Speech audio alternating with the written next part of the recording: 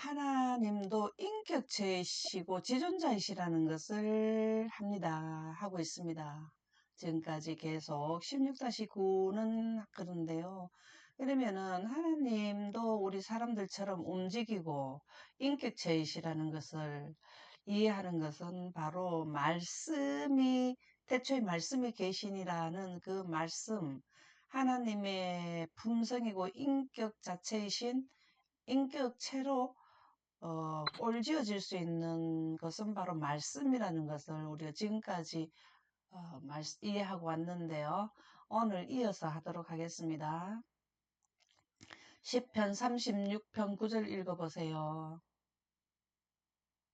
진실로 생명의 원천이 주께 있사오니 주의 비단에서 우리가 빛을 보리이다. 감사합니다. 참 우리가 진실로 생명의 원천이 주께 있사오니 하는 이 말씀은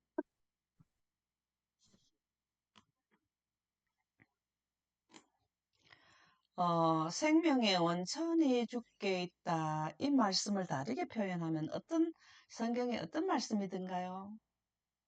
성경에 표현되는 말씀 중에 어떤 말씀이 있던가요? 생명의 원천이 주께 있사오니 이 말씀을 다르게 표현하면은 어떤 성경 구절이 생각나나요? 네. I am that I am. 이 말씀이나. 그 다음에 나는 길이요 진리요 생명이니 이 말씀이나. 태초에 말씀이 계시니라 그 말씀이나. 하나님은 빛이시라 하는 요한일서 1장 3절의 말씀이나 시편 36편 9절의 말씀이나 다 동일하다는 거죠. 그죠? 그 다음에 우리가 예수님이 이 세상에 태어나셨을 때 아버지 하나님의 본체시라는 것이 그 말씀이나 나는 세상의 빛으로 왔나니 이 말씀이나 전부 다 동일한 그 하나님의 인격체이신 어, 하나님의 빛을 성령을 말씀해 주신 거죠. 그렇죠? 진실로 이 말씀 진짜 이 말이잖아요. 생명의 원천인 영생 가는 자들이 영존하는 그 원천은 주께 있사오니 빛을 영생하는 창세기 1장 생명의 빛을 생성하신다. 누가? 아버지 하나님과 아들 하나님께서. 그리고 이 빛이 차단된 지역에 다시 이 지구에 생명의 생명의 영생하는 생명력을 다시 개통시키신 분은 이 땅에 오신 분이시다. 그 분을 통해서 우리가 빛을 다시 보게 된다는 말씀이 주의 빛 안에서 주의 빛 안에서라는 예수님을 의미하잖아요. 그죠? 예수님을 통해서 우리가 다시 영생하는 빛을 보게 되었다. 이거 우리가 차단된 걸 개통시켰다. 예수님이 십자가에서 개통시켰다. 이 말씀이나 더 동일한 말씀이죠. 그죠? 그래서 시편 36편 9절은 우리에게 영생을 가느냐 안 가느냐를 어떻게 하는 원리를 지금 해 주신 거죠. 그쵸? 말씀, 늘 우리가 이 말씀을 계속 지속적으로 여기에 가져온 것은 이 말씀에 대한 의미를 우리가 그 원리 이렇게 우리에게 주신 말씀의 의미를 깨닫는 것은 신앙의 근본을 쌓는 것이고 하나님과 인격체가 되게 한 이 말씀에 대한 의미를 우리가 잘 깨달아야 어, 경배 대상과 모든 것을 우리가 다 바르게 이해할 수 있다. 그래서 이 말씀이라는 것을 계속 하는데 여러분들이 지금 여러 번 이거를 가지고 왔는데 이제 말씀 이름은 로고스 해서 구조상 말씀의 계신이라는 주어와 동사를 중심으로 말씀의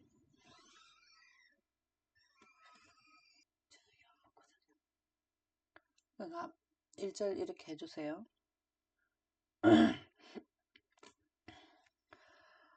말씀의 선제성과 영원성. 말씀 자체가 하나님이시기 때문에 하나님도 선제성과 영원성입니다. 그리고 말씀이 인격체라는 거예요. 인격성이라는 거예요. 인격체가 아니고 인격성이라는 거예요. 예. 그래서 이 말씀 때문에 아버지 하나님과 아들 하나님께서는 인격체가 되어서 하나님 지존자로 우리에게 경배 대상이 된다는 겁니다. 그리고 하나님과 동등한 신성을 드러낸다 그랬습니다. 말씀이 있기 때문에, 빛이 있기 때문에 하나님으로서 그 모든 조건을 갖추시기 때문에, 그래서 하나님께서 생명의 원천이 되지 않고 스스로 계신 자가 되지 않으면 하나님으로 존립을 할 수 없다라는 거죠. 그죠? 늘 지난번에 말씀드렸듯이 왜 우리가 부처를 신으로 섬기면 안 되는가 하면은 뭐가 없다고? 생명을 생성하지 못하기 때문에, 영혼에 가는 에너지를 생성할 수 없기 때문에 생기가 없어서 움직이질 못해. 맨날 그 앉아서 형상으로 앉아가지고 손을 이렇게 해갖고 앉아있다 이 말이에요. 그죠? 근데 하나님으로 이렇게 그것을 이제 경배 대상으로 하나님이라는 칭호를 받게 되는 것은 주께로부터 나오는 주의 안에 있는 빛 때문에 하나님이 된다는 겁니다. 그래서 피조물과 창조주의 차이점이 빛을 생성하느냐, 우리는 그 생성한 빛을 받느냐의 차이가 창조주와 피조물이라는 거죠. 그죠? 그래서 여기에 보면 하나님의 영 하는 것은 바로 주의 빛, 주의 안에 그 주의 빛, 그죠? 생성해내시는 빛이 바로 뭐냐면 주의 영이 되는 것입니다. 하나님의 영이 되는 것이죠. 근데 이 영이라는 거는 숨, 생명, 생기, 이 숨과 생기, 하나님의 빛으로 인해서 존재자가 되었는데, 존재자가 되려면은 바로 이 생기가 있어야 된다. 그것이 바로 시편 36편 9절이 의미하는 것입니다. 말씀과 능력 46쪽에 보면 그리스도는 본질적으로 그리고 최고의 의미로 하나님이시다. 하나님이라는 그 조건은 I am that I am. 생명의 원천을 생성해야 하나님이 되는 것입니다. 그렇죠? 그는 영원전부터 하나님과 함께 계셨으며, 영원전부터라는 것은 태초죠. 태초에 요한복음 1장에 몇 분이 나타나던가요? 말씀이 육신이 된 하나님과 아버지 하나님, 이렇게 두 분이 나오죠. 여기에도 보면은 영원전부터 계셨는 분은 하나님과 예수님이었다 이렇게 나오잖아요. 그죠? 이것이 요한복음 1장에 나오는 말씀을 다시 확대해서 영감의 말씀에는 주셨네요. 만물 위에 계신 하나님이시요 영원히 하나님이시다. 하나님의 거룩한 아들 주 예수 그리스도는 영원 전부터 계셨고, 이게 중요해요. 이렇게 하나님이라는 분을 우리가 아담 때로부터는 몇 분을 그 구약 시대에는 거의 보면은 아마 이 그 아버지 하나님과 아들 하나님을 하나님으로 하셨고, 근데 초림을 했을 때는 예수님이 하나님인데 유대인들은 하나님은 한 분밖에 안 계신다 이렇게 또 성경에 기록되죠. 그러니까는 우리 인류는 두 분을 모시다가 또 한 분을 예수님이 초림 때는 한 분을 모시게 되고, 지금은 또 그 장로교에서는 그 또 어떻게 합니까? 세 분을 모시게 되죠. 그죠? 예. 이렇게 하는 것은 뭔가 사람들이 오해를 해서 발생되는 거지, 여기 우주 태초에 보면 영원전부터 계신 분은 아버지 하나님과 아들 하나님 두 분이 나와요. 그래서 명확히 독립된 개체이시며 아버지와 하나이시다. 명확히 독립된 개체로는 두 분인데 왜 또 하나라 할까요? 우리가 지난번에 이거 답을 우리가 공부했었죠. 아버지와 하나이라는 것은 어떻게 했을 때 하나가 된다 그랬습니까? 하나라는 걸로 묘사될 때가 나왔죠. 여기에 아버지와 하나이고 유일하신 아버지라 하고 이렇게 나오는, 네, 아버지와 내가 하나이듯이 저희도 하나 되게 하소서 이렇게 하는 거에는 뭐 때문에 하나 된다 그랬습니까? 하나 되는 거. 아버지와 내가 하나 되는 데에는 빛과 영광으로 하나 된다. 그렇게 조건을 붙여줬죠. 아버지와 내가 하나 되듯이 저희도 하나 되게 하소서. 우리가 예수님하고 한 개체로 이렇게 하나가 딱 된 게 아니잖아요. 그죠? 그건 무슨 말일까요? 사상이 하나가 됐다라는 말이죠. 생각이 하나가 됐다. 우리가 구원받는 백성들이 많을 텐데 어떻게 예수님하고 한 몸이 됩니까? 그거는 아니라는 거죠.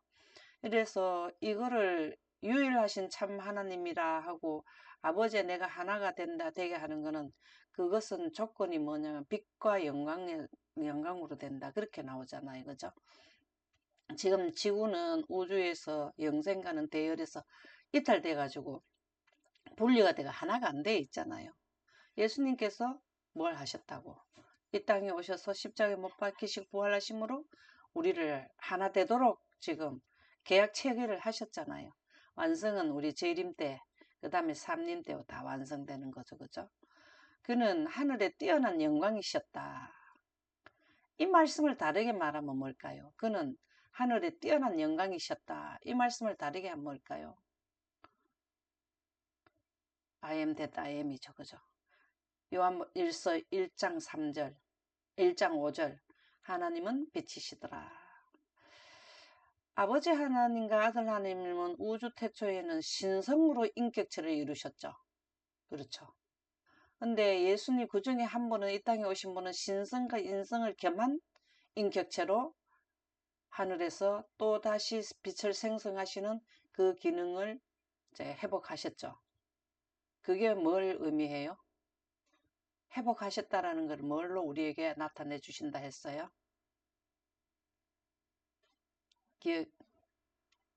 뭘로 나타났냐면 이른빛 성령을 내릴 때 나타났죠. 그죠? 예. 예수님이 기능을 다 회복하실 때는 우리에게, 제자들에게 이른빛 내려주셨죠. 그는 하늘에 있는 지성적 존재자들의 사령관이셨으며, 지성적 존재자들의 사령관이라는 것을 무엇을 의미할까요? 지성적 존재자들의 사령관이라는 것은 뭘 의미할까요? 천사들을 진두지휘하셨고, 그 다음에 우주에 있는 모든 지적인 존재자들, 하나님의 아들들의 사령관이 되셨죠. 그리고 천사들의 경배를 받으시기에 합당하신 분이시다. 이 전체의 말씀은 경배 대상은 아버지와 아들 하나님 두 분이셨다라는 거죠. 이 말씀과 능력 46쪽에서 설명하는 것은 그 내용이 되겠습니다. 그래서 아들 하나님이라는 그 칭호를 받게 된 것은 뭐 때문에 그렇다 했습니까? 구속의 대경륜 때문에 그렇게 했다라고 나오죠. 그죠?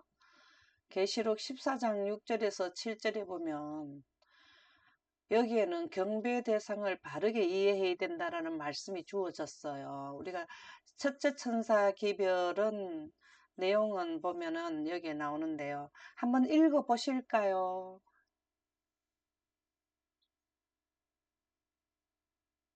또 보니 다른 천사가 공중에 날아가는데 땅에 거주하는 자들 곧 모든 민족과 종족과 방언과 백성에게 전할 영원한 복음을 가졌더라. 그가 큰 음성으로 이르되 하나님을 두려워하며 그에게 영광을 돌리라. 이는 그의 심판의 시간이 이르렀으니 하늘과 땅과 바다와 물들의 근원을 만드신 이를 경배하라 하더라. 아멘. 우리가 이제 첫째 천사 기별을 잘 이해를 해야 그 다음에 둘째 천사 기별, 셋째 천사 기별, 상중 기별을 우리가 이해를 할 수 있는데요.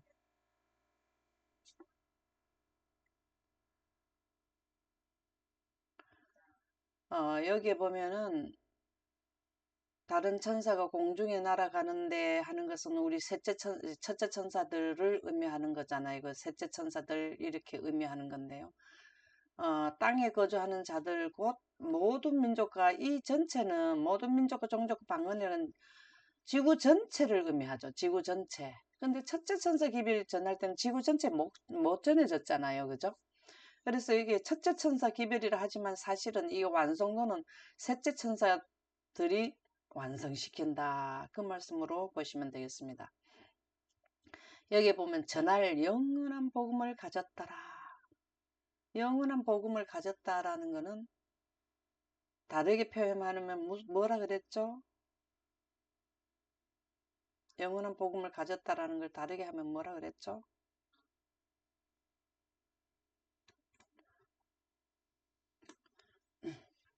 영원한 복음은 천국 복음이고 계시록 18장에 나오는 영광을 의미하는 것이죠. 그죠? I am that I am이라는 생명의 원천이 되는 영생의 원천이 되는 것을 선포해야 된다. 왜? 지구는 이 생명의 원천되는 하나님의 영광이 차단되어 있는데 지금 예수님으로 인해서 개통시켜놨지만 그것을 받아들이는 분들이 이 인류는 많지가 않아요. 그래서 이제 결실, 추수를 할 때는 완전히 알려줘야 되는 것이 새천사 기별이 되겠습니다. 그가 큰 음성을 이르되 하나님을 두려워하며 그에게 영광을 돌리려 바로 나오죠. 그죠? 이게 영광 기별이에요. 영원한 복음은 영광 기별이에요. 영광을 돌리라는 것은 내가 영광을 이해돼야 영광을 돌리게 된다라는 거 연희신에는 나옵니다. 그래서 이 영광은 영생하는 생명의 요소, 영광은 구름이 하나님 빛인데 생명수와 생명의 빛을 원해라라는 거죠. 이것을 회복해라. 지금 이 영광이 차단됐는데 아담에 의해서 차단됐는데 예수님이 개통시켜나는 영생하는 생명의 원천이 되는 것을 이해를 해라. 그리고 하나님께 원해라 돌려라. 이는 그의 심판하시는 시간이 이르렀다 그랬죠. 심판하는 시간도 경고해 주는 건데 이것이 추수입니다. 심판은 무조건 추수입니다. 추수. 그래서 6천년 긴 기간에서 2300주야 끝나고 난 뒤부터는 추수가 시작되는 기간이고요. 우리가 셋째 천사 기별을 전할 때는 완전히 추수에 이제 결정을 짓는 거가 되겠습니다. 그러면 여기에 중요한 게 이거예요. 우리가 어떤 분을 경배해야 되느냐. 하늘과 땅과 바다와 물들의 근원을 만드신 이를 경배하라 그랬습니다. 여기가 중요한 거예요. 그래서 우리가 첫째 천사 기별을 전하는데 여기에는 영광을 전하려 하면은 영원한 복음을 가졌더라. 이 말씀은 예수님이 십자가를 의해서 우리가 하게 되는데 이 영광을 돌리게 되는 것을 바르게 이해하려면 창조주에 대한 개념이 바르게 서야 된다. 그 말씀이 되겠어요. 그러면은 창조주를 바르게 이해하려면은 하늘과 땅과 바다와 물들의 근원을 만드신 이를 경배하라. 그러면은 물들의 근원을 만드신 인물이 바로 I am that I am이라는 거죠. 그래서 지금까지 쭉 우리가 16-9에 대한 상세들을 설명한 것은 바로 이 부분을 이해하는 데 돕도록 설명을 드린 거예요. 그 조건을 갖추신 분이 I am that I am. 우주 태초에 계셨는 분이 몇 분이 창조를 하셨는지. 여기에 대해서 우리가 창조를 할 수 있는 조건을 갖추신 분은 빛을 생성해야 되죠. 그렇죠. 그래서 그 빛을 생성하시는 분이 두 분이시다는 거죠. 그래서 아버지 하나님과 의논하고 이 창조에 의논을 한 분은 누구냐 하면은 오직 아들 하나님만 의논 대상이 되었지 사단은 절대로 들어가지 못했다는 거죠. 예, 그때 당시에는 아버지 하나님과 아들 하나님이 두 분이 계셨기 때문에 사단이라는 존재자가 보좌를 침공, 보좌의 우주 통치권을 넘어다 받는 존재자는 사단밖에 없었기 때문에 사단에게는 절대로 우주를 통치하는데 그 회의에는 참석시키지 않았다. 그럴 수가 없고 했다라는 말이 계속 나오죠. 그래서 그때 보면은 아들 이외에는 협의하는 자가 없었다. 우리 부조와 선지자의 이 창조 부분에 그리고 사단이 죄짓는 부분만 읽으면은 이거는 정확한 답이 거기에도 너무나 많이 상세하게 나와요. 그리고 가룟 기별 1권 344쪽에 보면 주님께서는 신성과 인성이 결합된 기이한 권능과 영광 가운데서 주님께서는 신성과 인성이 결합된 이 부분을 우리가 잘 이해를 해야 되는데요. 처음에는 이 땅에 오시기 전에는 신성으로 두 분이 존재를 하셨죠. 그쵸? 근데 지금은 신성과 인성이 결합된 이거는 하나님께서 인성을 쓰신다는 것은 기이한 일이라는 것. 이거는 정말 있을 수 없는 우주 존재자들도 이거는 있을 수 없는 일을 하셨다. 인류를 구원하시기 위해서. 참 이거는 특별한 일을 하신 거죠. 권능과 영광 가운데서 기이한 권능과 영광 가운데서 허다한 천사들에게 옹이되어 무덤에서 부활하셨다. 예, 여기 예수님께서 신성과 인성이 결합되는 것도 초림도 아주 기이한 일인데요. 또 부활도 기이한 일로 하셨다라는 의미가 되네요. 여기 내용으로. 기이한 권능과 영광으로 허다한 천사들에게 옹이되어 무덤에서 부활하셨다. 자, 무덤에서 부활하실 때 어떤 조건으로 부활하셨어요? 예수님이 무덤에서 부활하실 때 무엇으로 부활하셨다고요? 영광으로. 영광. 예. 우리가 희망이 되는 게 바로 뭘까요? 여기에 첫째 천사 기별에서 전하는 영광을 이해해서 하나님께 감사 영광을 돌리며 그 영광을 다른 사람들에게 또 알려주는 자들에게는 뭘로? 영광으로 부활된다라는 것을 예수님의 부활로 우리에게 설명해 주는 겁니다. 이게 복음이에요. 이게 영원한 복음입니다. 영원한 복음. 우리가 죽어도 부활하는데 영광으로 부활한다. 이게 우리에게 영원한 복음이에요. 근데 이렇게 영광은 하나님의 품성인데 아버지 하나님과 아들 하나님 창조주의 하나님은 빛을 생성하기 때문에 창조를 하실 수 있어요. 창조도 무엇으로 한다 그랬습니까? 창조도 영광으로. 무엇으로 했다 그랬어요? 영광으로. 맨입니다. 부활도 무엇으로 하죠? 영광. 영광으로. 우리가 또 지구가 재창조함을 받을 때도 재창조도 무엇을 할까요? 영광. 영광. 아주 그냥 간단 명료하죠. 그래서 우리가 지금 영광이 우리가 재창조함 영광으로 우리가 예수님 부활했지만 우리의 지금 모델 케이스잖아요. 우리에게 견본이 되는 게 예수님의 부활이잖아요. 우리가 동일한 똑같은 환경에서 예수님이 타고 오시는 큰 영광이 지구를 보처럼 둘러쌌을 때 우리가 뭘 한다고? 예수님처럼 기이한 권능과 영광 가운데서 부활하신단 말이에요. 그죠? 허다한 천사들에게 옹기되어 무덤에서 부활하셨다. 우리가 부활할 때 천사들이 함께 하신다는 말씀이 되겠네요. 그래서 이것을 우리가 첫째 천사 기별이에요. 그리고 이 영광의 주인 되시는 분이 창조를 하셨다. 그분은 아버지 하나님과 아들 하나님이시다. 이렇게 첫째 천사 기별의 내용이 뭔지 이제 이해 가시죠? 예.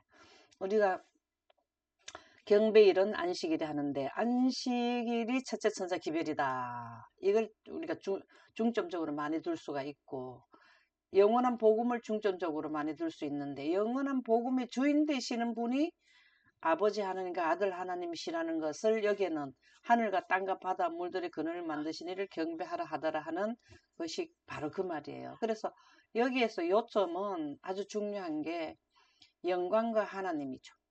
영광과 하나님을 바르게 전해란 말이 첫째 천사 기별이 되겠습니다. 그래서 주님께서는 사단이 자신의 합법적인 영토로 주장하고 있는 이 세상을 왜 사단은 자기 영토가 됐다 했을까요? 우리 지구가 사단에게 소속되는 원인이 뭘까요? 동기가 뭘까요? 아담에게 선악과를 먹였을 때 죽어도 죽지 않는다는 영혼불멸서를 넣어가지고 그 하나님의 말씀에다가 사단의 사상이 결합돼 버려가지고 지금 우리가 뭐가 돼 버렸습니까? 사단의 통치권 안에 들어가 버렸잖아요. 그래서 하나님을 믿는다 해도 이 하와에게 영혼불멸서를 주장한 사상이 결합돼 있으면, 가미돼 있으면 그게 바벨론이 돼 버리는 거예요. 그렇게 되면은 아담과 하와가 영생의 환경에서 죽음의 환경으로 영광이 물러갔기 때문에 똑같은 지구인데 영생의 환경이 됐다가 죽음의 환경으로 지금 바뀌었잖아요. 삶과 죽음이 있는 환경으로 바뀐 거는 우리가 그걸 보면 우리가 어떻게 해야 될까를 지금 우리에게 가르쳐 주는 거죠. 그래서 영원한 복음을 꼭 가져라. 영원한 복음, 영광 기비를 가지면은 순수 진리가 된다. 영혼 불멸설이 더 가미되면은 바벨론이다.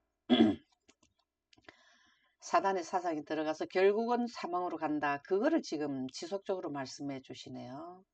영토를 주행하고는 이 세상을 당신의 손에 지셨으며 당신의 생명을 내놓으신 놀라운 사업을 통해서 온 인류가 하나님의 은총을 얻도록 회복되었다. 이 세상을 당신의 손에 지셨는 것이 언제 지셨을까요? 십자가에서 옹이 되어서 영광 가운데서 부활하셨을 때 손에 딱 쥐셨죠. 지구를. 이제는 사단의 통치권에서 예수님의 통치권으로 이양시키겠다는 계약 체결을 하신 거죠. 그래서 계약하시고 그 다음에 지금 순서적으로 추수를 끝내고 셋째 천사 기비를 끝내고 나서는 완전히 사로잡아 버리죠. 우리 그 인류를. 그죠? 하나님 셋째 하늘에 데려가시는 것은 구원시키겠다는 거죠. 그리고 7천년 됐을 때 뭐 하는 겁니까? 땅까지 회복시키겠다. 손에 완전히 지시겠다라는 거죠. 그래서 온 인류가 하나님의 은총을 얻도록 회복하신 분이 우주 태초에 계셨던 하나님 중에 한 분인 아들 하나님이시다. 바로 이 조건을 갖추셨기 때문에 우리를 구원시키시고 회복시킬 수 있다라는 것이 바로 이 말씀 때문에 그렇습니다. 말씀이 우주 태초에 계셨고 선제성과 영원성, 말씀, 영광 때문에 인격성. 그래서 하나님께서는 영광이 바로 뭐냐면 하나님의 품성이라 신물교훈에 나오죠. 그리고 이 영광 때문에 하나님으로 존재하셨기 때문에 그래서 하나님의 말씀은 하나님과 동등한 신성을 드러낸다. 신성은 신의 성품인 품성인 하나님의 영광이죠. 그죠?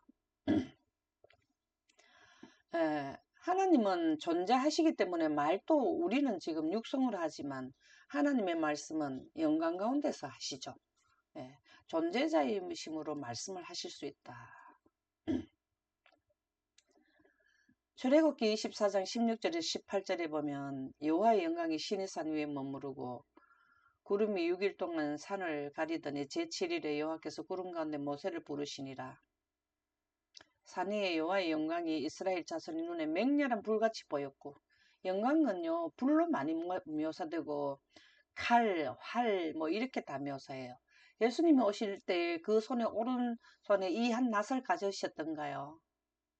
그게 다 하나님의 영광을 의미해요. 불로도 묘사하고 추수할 때는 낫으로 묘사하고 전쟁할 때는 칼로 묘사하고 우리가 그 계시록에 나오는 인장 6장에 보면은 말을 타고 나오는데 거기에 활을 들고 나오고 큰 칼을 들고 나오고 이렇게 하던가요? 그게 다 영광을 의미하는 겁니다. 얘는 불로 묘사한 것이죠. 우리가 늦은 빛 성령을 받을 때는 이렇게 영광이 임하는 거죠. 산 위에 여호와의 영광이 이스라엘 자손의 눈에 맹렬한 불같이 보였고 맹렬한 이 불은 모세에게 있는 것이지만 우리가 늦은 빛 받을 때도 그 크기는 얼마나 그 양은 우리가 모르지만 지역적으로 기도하는 자들에게 내릴 때는 부분적으로 내리는데 바로 이 영광이 내려요. 모세에게 시내산에 십계명 받을 때 임했던 영광이 내리는 거죠. 그 영광은 어디서 오나 하면은 셋째 하늘에 하나님 보좌에서부터 오리온 성자 열린 공을 통해서 원하는 자들에게 늦은 빛 성령을 내린다. 이른빛 성령 내리고 예수님께서 기도할 때에 영광이 임하는 것도 동일한 영광이죠. 그죠? 산 위에 여호와의 영광이 이스라엘 자손의 눈에 맹렬한 불같이 보였고 모세는 구름 속으로 들어가서 산 위에 올랐으며 40일 40야를 산에 있으니라. 40일 40야라는 것은 주야라는 걸 의미하는데요. 구름 속에 들어가서 산 위에 올랐으며 이게 바로 우리 부활하는 환경이 됩니다. 여기에서 모세는 성령 침례를 강력하게 받았죠. 그게 나온 게 얼굴이 해와 같이 빛났다는 건데 여기에서 뭐가 나옵니까? 모세 오경이 나오게 되죠. 그죠? 여호와의 소리가 물 위에 있도다. 영광의 하나님이 우레 소리를 내시니 여호와는 많은 물 위에 계시도다. 하나님의 영광의 하나님이 우레 소리를 내신다. 구름과 빛이 만나면 뭐가 될까요? 구름과 빛이 만나면 뭐가 되나요? 번개와 천둥의 내성이 나오죠. 근데 얼굴이 해와같이 빛난 이 모세는 그 말을 다 알아듣는데 그냥 그 땅에 산에 가지 않는 이스라엘 백성들은 번개 천둥 내성 소리 때문에 무서워갖고 백성이 많이 떨어져 나오네요. 출애굽기 19장 16절에 보면 제3일 아침에 우레와 번개와 빽빽한 구름이 산 위에 있고 나팔 소리가 심히 크니 진중 모든 백성이 다 떨더라. 여러분들 그 여름에 비 올 때 번개 천둥 내성 치면은 다 집 안으로 도망 들어오죠. 바깥에 있다가 얼마나 무섭습니까? 그런 음성이 났다라는 겁니다. 그래서 하나님은 말씀을 하실 때는 번개와 천둥과 내성으로 나타나는데 그 소리를 들을 수 있고 번역할 수 있는 분들은 영광을 원했는 자들, 늦은 빛 성령이나 이른 빛 성령이나 이름 받은 분들은 그거를 알 수 있다라는 말씀입니다. 그래서 이 말씀이라는 것을 하나님에 대한 그 속성과 본질을 이해하려 하면은 이 말씀이라는 것을 꼭 이해를 해줘야 돼요. 로고스. 그리고 이것은 선제성과 영원성. 우주 태초부터 선제했고 영원히 가는 게 하나님과 함께 해야 되는 것이 빛이다. 인격성. 하나님을 인격체로 존재케 하시는 것은 하나님의 빛이 인격성을 형상과 생기가 만났을 때 완전한 생명체가 되는데 하나님도 빛을 생성하시는 분이기 때문에 하나님이란 칭호를 영원히 대대에 부를 나의 칭호라 이렇게 말씀해 주셨죠. 그래서 이 말씀 때문에 그렇다는 겁니다. 그래서 하나님과 동등한 것이 신성이다. 하나님한테서 빛의 만일에 없애버리면은 하나님이라 할 수가 없잖아요. 그래서 예수님이 그 빛의 기능을 보좌에 내려놓고 오셨을 때 인간이 되실 수 있었던 거죠. 그렇죠? 오늘은 여기까지 하도록 하겠습니다.